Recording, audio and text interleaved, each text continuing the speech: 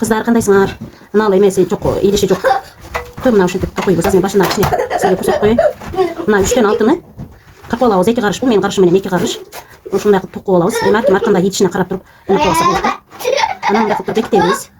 Муну ушинтип бекитип чыгабыз.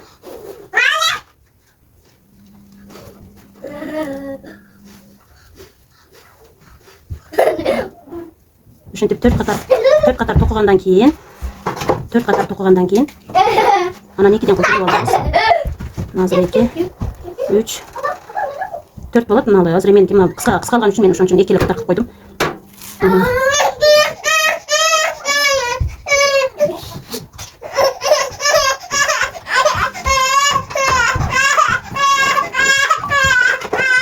Кейін бақыл 2ден бөлөсүңөр. 2ден бөлөп, мынаны 4төн кылсаңар жакшы болот, 4төн. Мен азыр мына көрсөтүштүн баарын эле сизге көрсөттүм, 3төн 6 кылган даяр бар экен, ошон үчүн. Кейін мынаны 2ден бөлүп алабыз, 2ден мына. Шерт кылып туруп, мына 2-нү мындай кылып 2ден токуйбуз. Мына 2ден мынтип бөлүп токуп алабыз. Бул жерде 6 бар эле, 6-ны мындай 2ден токуп аласыздар. Мынакей. Мынакей. Ушинтип токуп кете бересиздер, Мен мындай кылып токудум.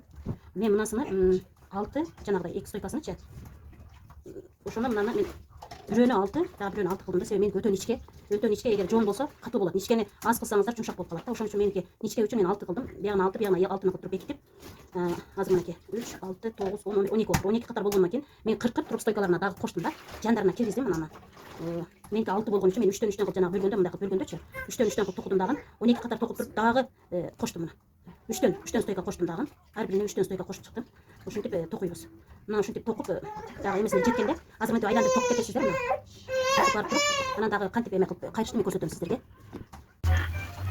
Мына андай кылып токудум мынакей меники. Ошондо сиздердин менин карышым менен сиздердики канча болуп келе? Менин карышымда 1 карыш 1 сере болду. Мына жерде мына. 1 карыш 1 эле. 1 эле токудум. Анан эми ичерине мындай кылып кайтып киргизип токуйбуз да, мындай кылыпчы. Идиш кылышыбыз үчүн. Ошондо мен болсом мындай 3, мындай 3тү алдым. Бул меники ничке. Мына мен ничке болгон үчүн бул жумшак болуп калат экен. Ошон үчүн мен 3тү алдым. 3өөнү кантип алып токуштугун үйрөтүп коем. Буну экөөнү токуп атканыңыздар деле дагы бирди алып туруп мына жерге киргизип бекитесиздер дагы. Ошо менен 3 болуп калат. Ол 3тү мындай кылып токуйсуздар мына. Мына 3 болду, мына 3. 3түн мына акыркысы, алдынан эмес, аркасыны киргизебиз мына. Дагы аркасыны мынтип алдына өткөрө беребиз. Мыналарды мындай кылып ичине кайрып кете беребиз. Мына мындай кылып ичине кайрып кете беребиз. Мынакей. Ушинтип токуп кетип атканда мындай ичине мындай кылып кайрып коюш керек да. Анан мына бирөөнү кичине мындай тартыш керек да. Кичине тартып коюш керек. Мисалы 4 стойканы токугандан кийин кайып тартып койсоңуздар тезирээк изилет да ичкеригечи.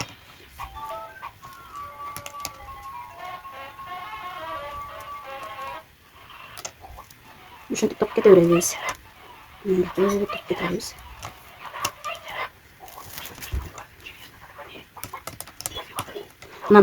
Мындай бармакка алып алсаңыздар, бармакка салгыч.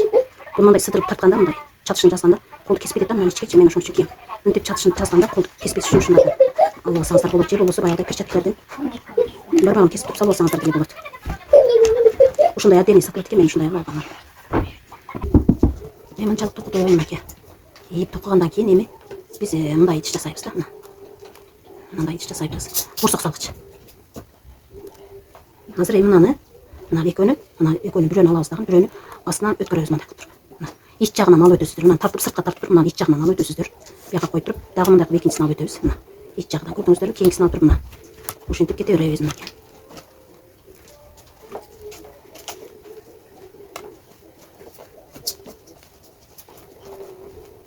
Мындай болуп өттү. Эми мынаны ичинен киргизебиз. Мынакей. Көрүндүбү мына? Мына. Ушинтип өткөрүп алабыз. Мындай болуш керек. Мындай болду. Сыртында калды бүт. Эми мындай кылып туруп, мындай бир сейре мындай сыдырып чыксаңыздар, мындай көтөрүлүп калган жерлер бастайт да. Эми мынаны өзүнүн тушунан көрдүңүздөр, өзүнүн тушу. Каерден келген болсо ошол жерден мындай кылабыз мына. Акыркы мына жерде мен 3 ратаңдан токуганмын мына жерге мына. Ошонун кырынан мына жерден акыркысынан өткөрөбүз инесине. Инеңиздер жок болсо сиздер мынтип өткөрсөңүздөр деле болот мына. Мен ошо инени иштетип жүргөн да. Мынакей. мындай кылып өткөрөсүздөр. Ана кичине тартып коесуздар. Кийинкисине дагы ошо өзүнүн тушунан мынакей экөөнүн астынан өткөрөбүз. Мынакей экөөнүн астынан мындай кылып өткөрөбүз.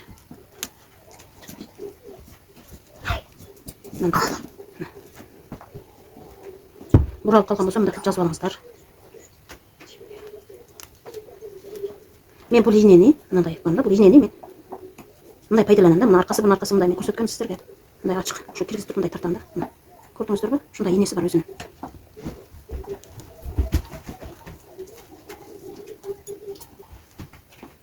Өзүнүн ийнеси, өзүнүн кайчысы болот мындай. Ушундайдан алып алсаңыздар. Мен барын Кытайдан алгам. Ошо Кытайдан мына ратаңды алганда, ошондо кошуп алгам да. Заказ берип. Ушинтип айландырып тегерени баарына ушинтип өткөрүп чыгасыздар. Баарына. Анакей, антип айландырып бүттүм мен. Мына. Мындай сонун идиш болуп чыгат азыр. Эми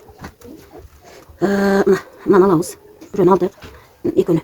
Мынанын астынан киргизебиз. Мынанын астынан кийинкисинин үстүнөн алып өтөсүздөр. Дагы кийинкисинин астынан алып өтөсүздөр. Алып өтүп туруп мына ушул ал астында акыркы төртөө мына. Бул биринчи ратаң, кийинкинин экинчи, анан кийинкиси үчүнчү, мына төрттүн астына келди го. Ошо төрттүн астына келгенден кийин мынаны ошо жерге киргизебиз да. Ушул эменин ичине. Төрттүн. Мындай ийне керек да. Ийне болбосо киргизе албайсыздар. Анан берге жоон ратаңдан деле көрсөтүп коеюн го. Ошентип токогандычы. Азыр мен ушу бирөөгө заказ кылып атам эле, ошон үчүн бекер эме кылбай сиздерге да көрсөтүп коеюн дедим. Мына мындай кылып астынан өткөрөбүз. Экөөнү тең бир жерден өткөрүш керек.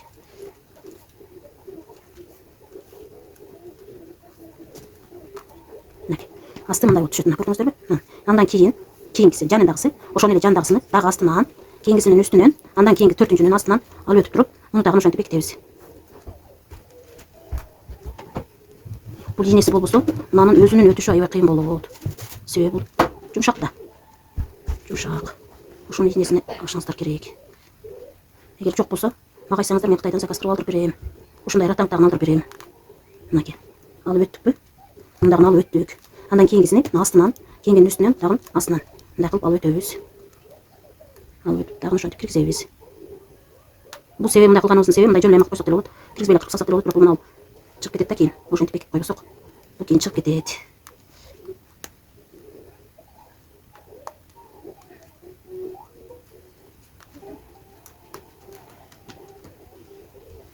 Кичинекей неберем жанда. Неберемди караганча отурбай эшикте кырттым эле да ушуларды. Бирөөнү кыска, бирөөнү эме кылып кырып алыптым. Бирок эч нерсе болбойт. Бирок сиздер эме кылганда 4 карыш мен 4 карыш кырттым. 4 карышты кейін ана жанагы 12-нен өткөрдүк го. 12 6 мындай бекиткендечи. Мына түбүнү баштаганда биягына 6, биягына 6, 12 болду го. Кийин ошол 4 карыштан 2ден бөлүп, эле кошкондочу. 2ден бөлүп аласыздар, 2 карыштан. Ошону бөлүп аласыздар. Анан кийин стойкасына кошосуздар. Ушинтип кете беребиз да. Эми ушинтип баардыгын ушинтип аягына чейин ушинтип кетебиз.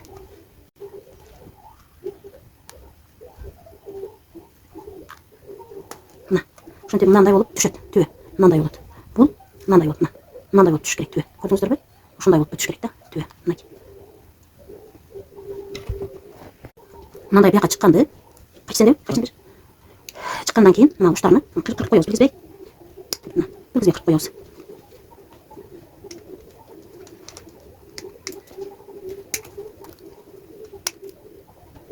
Мынакей. Ушинтип кырып коесуздар. Мына билме калды.